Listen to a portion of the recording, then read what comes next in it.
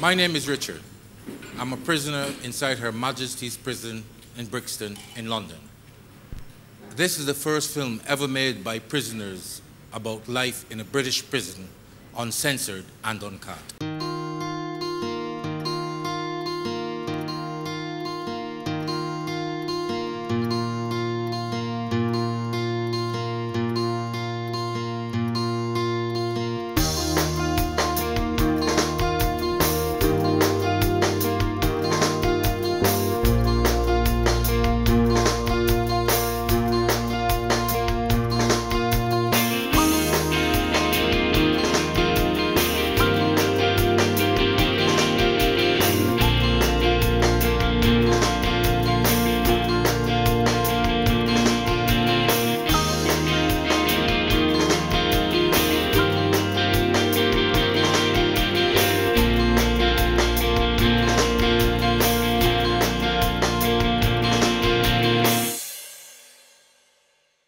Coming from court, actually, to the prison is probably one of the most daunting things that can ever happen to you. Right out the van, stand on the spot, put your hands down by your side. There was no in your face by the officers. They were very polite. Entering the wing, again, apprehensive. You had a lot of things, fights, you'd watch Scum. My domain, it's my cell. This is where I sleep. This is where my cellmates sleep, Davin. This is where I sit and do all my writing. This is where all memorabilia of my family is. My bathroom comes into here, and where I can wash. Just come this way. My washroom, toilet, dirty clothes basket. Got a couple of girls on the wall. This is where I put my toothpaste. Let me see. I can show you here, look. I've got a great view at my cell. I got put in a single cell for the first night. I didn't really know anything about the prison at all, and like I asked the officer if when his lights out. But when he told me that there's a light switch on the side of the wall, I didn't really know anything at all. Well, when I first went in the cell, to me it's like my whole life just turned upside down. I was there in a cell, locked up in a room. I was in with a lunatic. I was. It is psychological. Once the door is closed, you have that claustrophobic feeling, and no matter how hard you try, even if you have the door open with a towel over the top to stop it slamming to. I didn't sleep, really. I just stayed up all night. No sleep first night. Well, I have nightmares. To be honest, I was in tears for at least the first 36 hours, most of the time. I was gutted. I was still having a lot of feelings going through my head, like what's it going to be like, who's going to be there. If your partner's going to stay with you. What's it going to be like when I get here?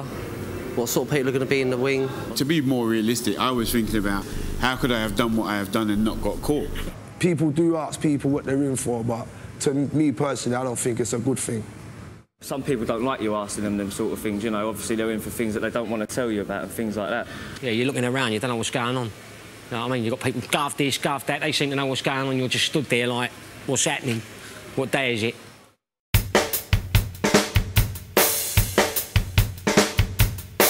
When I first got arrested, my girlfriend was 3 months pregnant, and unfortunately I didn't want us to go through it alone, and we come to the agreement that she had an abortion. I split up with my girlfriend a week after coming here. She sent me a Dear John letter, and that means like, a Dear John letter means like, see you later, goodbye. And, but I dealt with it in a good way. I was working, and I just got my head down and just blanked it out. I'm lucky, I've got a good girl. I've been with her a long time, and she's been through this, unfortunately, quite a few times. I have to phone her every day. I write her at least 4 letters a week. Let her know that you understand that she's as much a victim, if not more of a victim, than the sentence you're doing. It's just hard work. But if your partner's in love with you, you've just got to keep that relationship strong, you know? My wife was having a slight problem with the kids, and I said, listen, I can't handle it, don't tell me about it. And that made her feel terrible, because all she needed from me was some support. They don't want you snogging people on visits and tongues down their necks and those sort of things. But, yeah, of course you can hold hands and have a cuddle and have a kiss, yes. I think it's quite dangerous. a prisoner's thoughts on being let down on a visit, because it could be really destructive. It can ruin people. You know, you usually see some real big men crying, you know, they're done in. Don't play mind games. If you love him, hang on in there. If you don't, tell him straight. Sometimes you come in there from the street and you have to carry your identity with you. You are your identity. The youngsters, you'll find, have got to have their image, their street cred, but the older people, like we're, you know, like I'm older, so you know, it don't matter. Got nothing to prove. Prison's a front. Yeah, you've got to keep a shield in front of you, because if you don't keep that shield, people will take liberties with you. Obviously, you get the bad boys and whatnot, but you ain't got people walking around taxing everyone saying, yeah, I'm top dog of the wing and I want this and I want that. Someone was to ask you for something, one of these bad boys asks you for something, you give it to them, they're not going to leave you alone then. Keep your mouth shut to start with. Just keep quiet. Don't borrow nothing off of anyone. If you feel that somebody's going to threaten you or something, just keep out their way and just stick to who you feel comfortable with. Look for people you think in yourself are approachable. I.e., if you come onto a wing, you'll see certain prisoners seem to have not more privileges, but they seem to be workers, for example. If you see a cleaner, when you come to prison, you need bits and pieces. You haven't got a pillar, you haven't got... So you see cleaner on the door, you usually ask these guys. These guys are more than approachable. Then you see someone bowling up and down the land, then doing his own things, really got no time for you. If you go into the shower, you're in trouble, you know, if you bend down and pick the soap up, you know, just the general things that they always show, you know, things like that, you know, and people getting beatings all the time, it's nothing like that. What's the situation with drugs in prison? I think the situation with drugs in prison, probably like any prison, is it's there. It's there. But you see the papers, and as far as they're concerned, it's in abundance, isn't it? You know, you go down the hatch and get it. But in reality, it's not. You've got to know someone who knows someone who knows someone who's got either a path or whatever they've got. There's a Mr. Big on yeah, every wing there's a Mr. Big. Number one on the wing.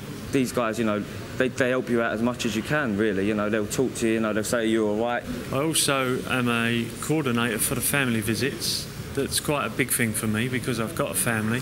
Most of the prison officers in there, they're okay, they're helpful and they're respectful as well. They're all right, they're fine, yeah.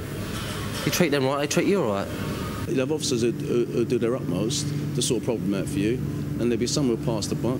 There'll be some at the end of their career who just want to get in and get out and get their pension and gone.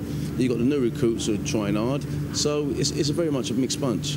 Feeling alone and being isolated does allow you or allow thoughts that maybe you wouldn't normally have in the real outside world. He just finished a sentence and he made up with his wife and it was looking good for him and his missus, and unfortunately he got nicked a week later.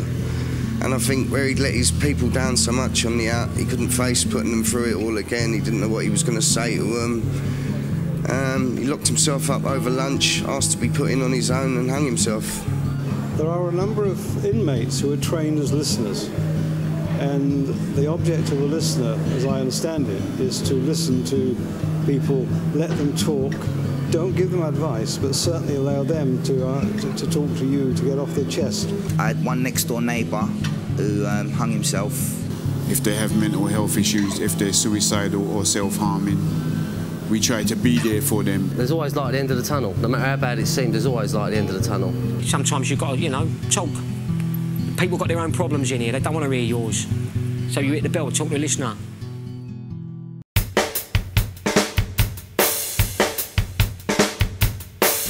It will come to an end one day. It will come to an end. Things, it ain't as bad as everyone says it ain't. But you can make a positive out of a negative, like education, drama class. Things like English, there's IT, there's sports facilities. When I first come in prison, I couldn't read or write. Now I can read and write today. If you choose to confine yourself and not do nothing, that's going to make your time go longer. If you've got a job and you're out your cell, that's the best thing to do. Try and get a job, get out your cell, get to know officers, get to know prisoners. You can change your life. You can use a negative situation for a positive outcome. This is home for the meantime. Just for the meantime. One day I'll be home. They can't keep you here forever. You'll be going home one day.